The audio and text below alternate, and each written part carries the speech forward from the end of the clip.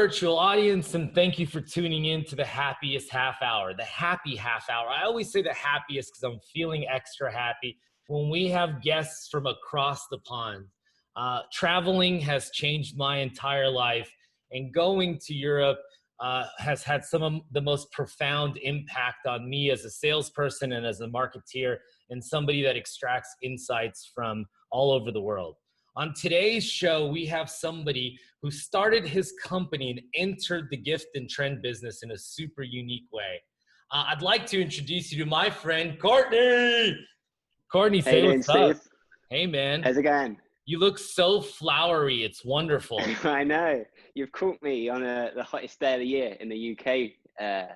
It's absolutely scorching. It's like 90 degrees Fahrenheit, which is really rare over here. But yeah, you caught me. I'm on my cruise wear today. The cruise wear. I really like that saying. I think I'm going to use it. In full transparency, I too put on my cruise wear because I heard about your wonderful weather. Yeah, it's very rare for it to be like this. So I thought, you know what? I'm the only person in the office right now, so I was like, usually be a bit smarter than this. But you look great. Yeah. I think this is wonderful. Courtney, you went on a reality show and launched your company. Can you tell us a little bit about that experience? Yeah, I went on a show. You guys have it in the US, but it's slightly different. It's called The Apprentice. We don't have Donald Trump on our one. We've got our own kind of billionaire that's kind of a bit, what's the word to say, divisive or kind of eccentric? Can sometimes be eccentric and sometimes unpopular. Unpopular. Okay, nice. But yeah, his name's called Lord Sugar. He's a billionaire, very successful, one of the best businessmen in the UK. He hosts a show. The show's slightly different though. We have the tasks like you guys do for 10 weeks, but when you get to that final, it becomes more like Shark Tank. It's where you have to have a business idea. And I had Bubblegum Stuff. So I'd actually been running Bubblegum Stuff for, I think, around 4 years before I actually went on the show, but we was just trudging along, kind of doing okay in the UK.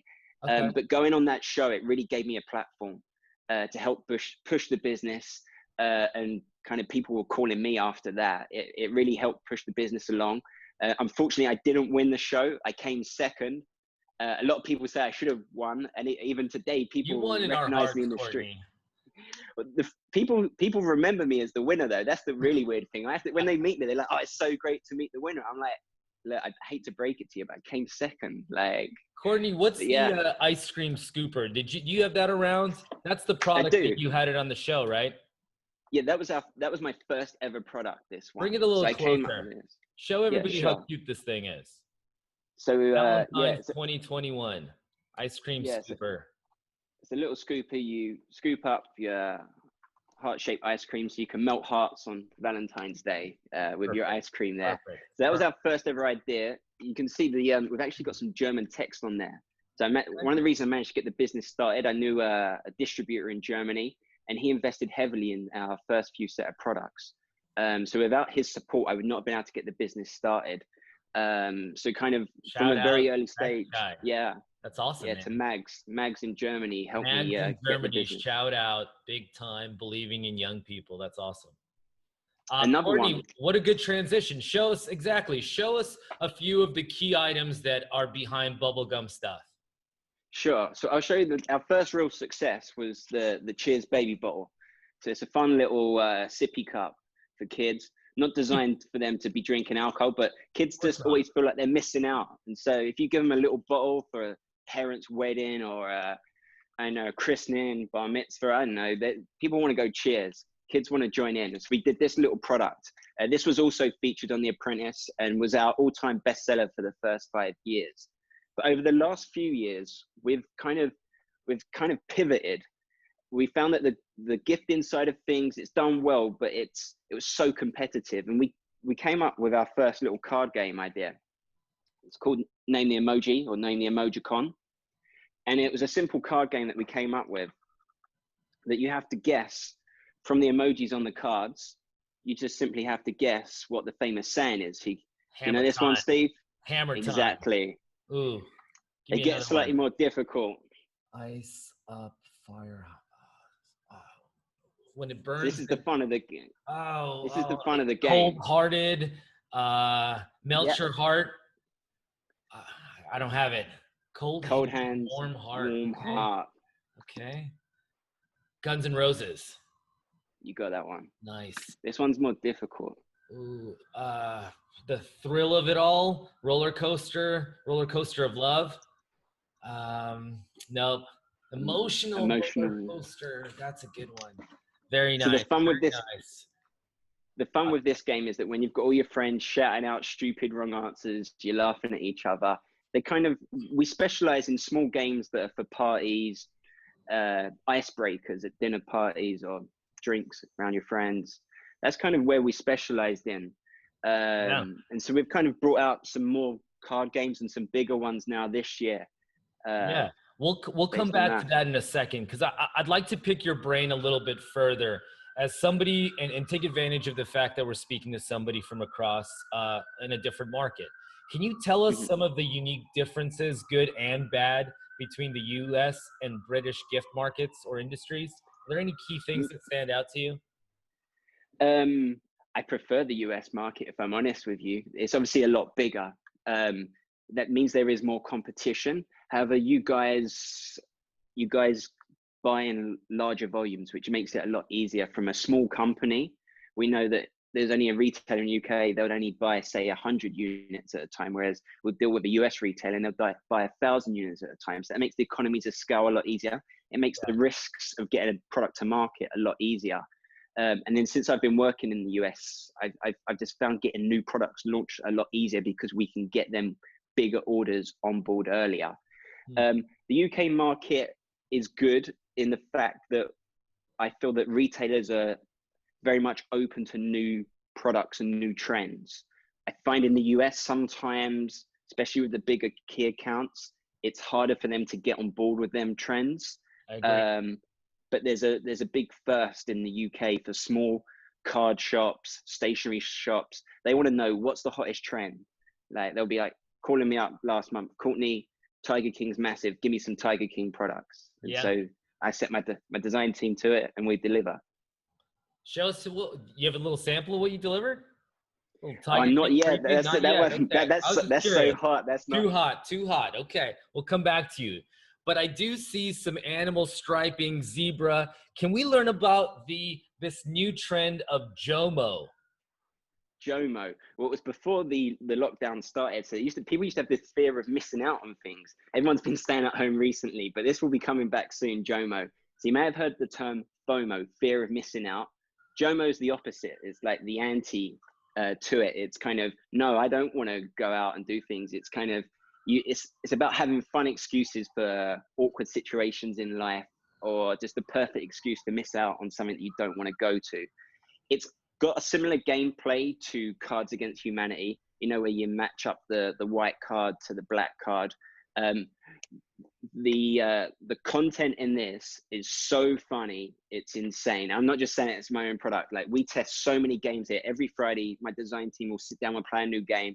We took Cards Against Humanity and we was like, how do we make it better? And I feel like we've done it with this product. We've put it with a nice modern current name. This is going to be one of our top sellers this year. I'm super excited for this one. Yeah, somewhere in the last 5 or 7 years, it became cool to stay home. It became cool not to go to bottle service.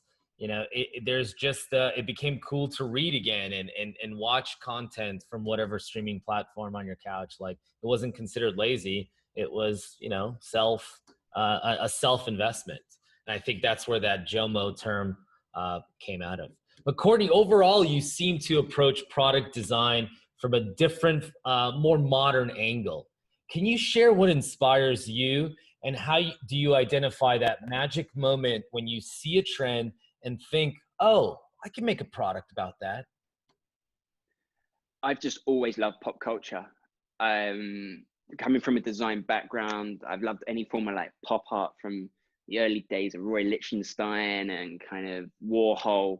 And just always been interested in fun physical product. Even as a kid, I used to like collect novelty cigarette lighters. Ah, I didn't smoke. I never have smoked. It's just I've always loved like little fun novelty things. I guess my approach from it is maybe because maybe I'd be considered one of the younger owners of a gift company in the market. hmm. And my design team always, like, I think the eldest is 23, 24. Um, I've chosen a team to work with that are within that target market. We're millennials designing for millennials. And I think that really helps us get the I like that. core and Millennials understand. designing for millennials. That's smart. Um, Yeah, and we're trying to work on new products at the moment that are with out of our sector. And I'm just looking as that actually, no, if we're designing a product for a slightly older market, we should get a slightly more mature designer in that understands that area better. It's for me, it's always about making something authentic. yeah, no, it shows. Let's take another look at a few other games. I want to see Dice Flicks and I want to see Top Drags, please. So dice flick. So this one here, so this is just, it's not even really a game. It's just two dice and it's got different numbers, 1 to 6, and then across and down on it. You can see the little matrix on the back here. So what you do, obviously, it's a first world problem now, is that especially during lockdown, there's so much content on Netflix. You're probably going to spend at least, well, 15 minutes to 45 minutes trying to work out what to watch. So why don't you let the dice decide? So it's a Brilliant. fun little unique way. You roll it once, you roll it twice, and on that third roll, whatever it lands on, you're going down and across, down and across.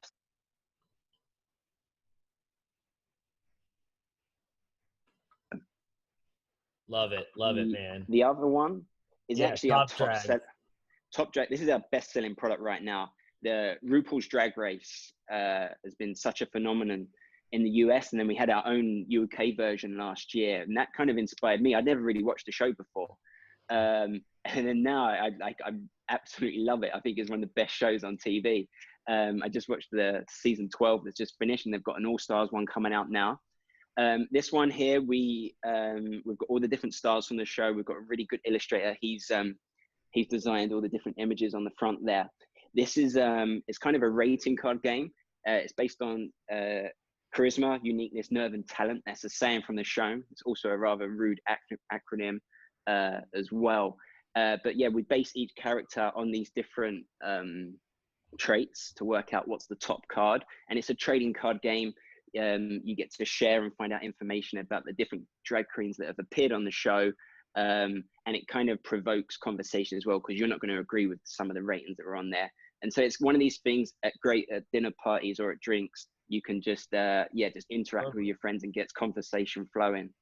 Millennials, play games at moments where people didn't think you can play games at.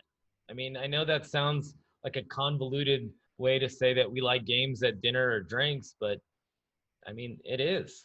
We've been playing so many games on the kitchen counter as my girlfriend and I cook every night. It's become our new game table, and I've discovered that true joy is created there. Me and my girlfriend right now really got addicted to Monopoly Deal. I don't know if you've played it. No, Monopoly what? Monopoly Deal. Dill. DEAO. Yeah, Oh, deal. DEAO. It's not. Okay. It's just a card game. It's kind of. It's not. It's like Uno-ish style.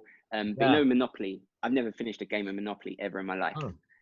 But this game is so addictive. It's really good. It's kind of, you can steal money and properties from each other. I It's see. definitely the product right now that I would recommend anyone if they're searching for like a $10 game that's not a bubblegum stuff product.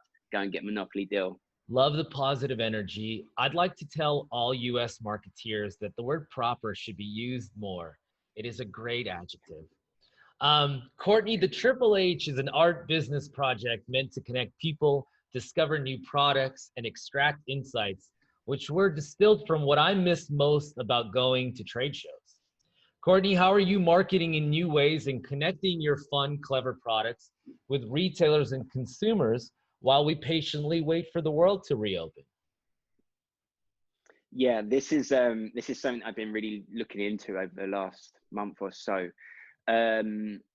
something that we need to massively improve on bubblegum stuff. We're great at creating product, but we need to improve that marketing side of things direct to the consumer. We do the trade shows and we set up in your showroom and we have a really great space and stand, and people can come and see the product there. But that may not be possible this year. We still don't fully know if it's going to be going ahead, or even if it does, if I can come over due to the travel ban. I think it will, but so, you're right. Especially with the cross, border situation, that might not reopen. We'll see. It's definitely a concern. Look, man, I've been experimenting with digitizing a lot of games, and I think some of your products will resonate incredibly with the consumer. Hopefully the Triple H is one of the first, pieces of content that gets Courtney and Bubblegum Stuff out there. But I think we can do a little bit more of that, man. Courtney, we want to do a bit of, we want to do, so what we're looking at the moment is we're looking to take on 2 new people, actually. We want to get a full-time videographer and a motion graphic designer. So with a lot of our games, people look at them and they'll read them, see how you play at the back. But we feel that each product tells a story. And usually at the trade shows, when we meet customers, I'm there to pitch and tell them that story. So we have now got to work out, how do we tell the story of each product without meeting the customer or the retailer or the end user? And so I'm going to heavily invest in video content and also gifs. We're going to create some motion graphics content mixed with video of people playing our games. My key for the rest of this year is to successfully tell the story of each and every one of our products, and then get that story put online. So it's going to be social media with Instagram, TikTok, YouTube, and then also create content that can be delivered to the showrooms. And so I want to try and send some iPads over to the showrooms with the video content on, and so people can just press a button. They can say, Jomo, oh, what's that about? They just click the video, and then the video for Jomo plays. 30 seconds, not too long. Instagram. Courtney, you are raising the bar for the entire gift industry, digitizing it, making content number one.